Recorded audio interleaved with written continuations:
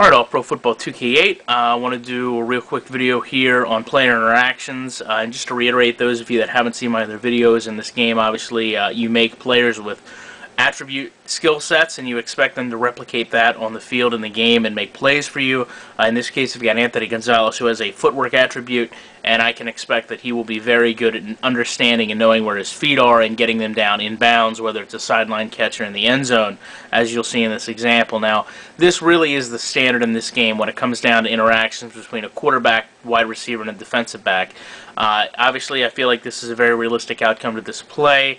And in Madden, a play like this really does seem to be the exception rather than the standard. So we're going to go ahead and play this at speed and take a look at a few key things that happen on this play.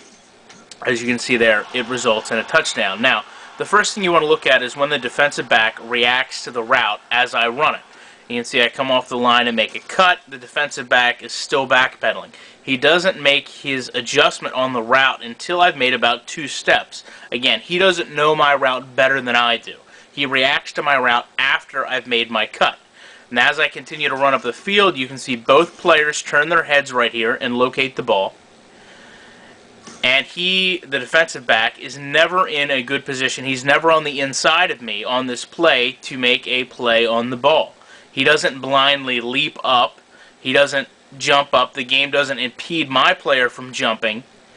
And I make the catch. Now, again, we'll focus on the footwork that's used in the end zone here to make this catch. As you can see, both feet, obviously, much like NFL rules, this game does simulate NFL rules. Both feet need to be down. And you can see there the dragging animation of the feet. And that's all this is. This is nothing more than an animation being played out.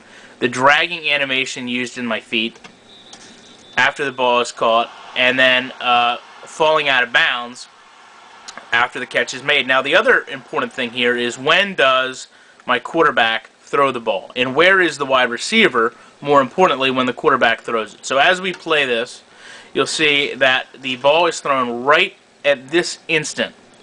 And you can see at this point, both players have their back to the ball, and the ball lands roughly 10 yards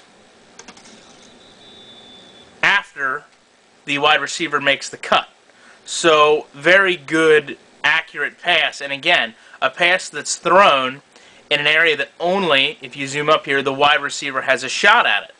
And that's a lob pass, but that's exactly what you want to see. I mean, even if the defender were to jump, it would be literally impossible for him to jump up and knock this ball down. And again, that's what you see in real football. That's what you see in the NFL, is precision passes like that. Passes put into an end zone where a defender doesn't have a shot at it. And again, it's not something I think you see, as we'll play this play from the angle in its entirety. It's not something you see in Madden as the standard as you see it in this game.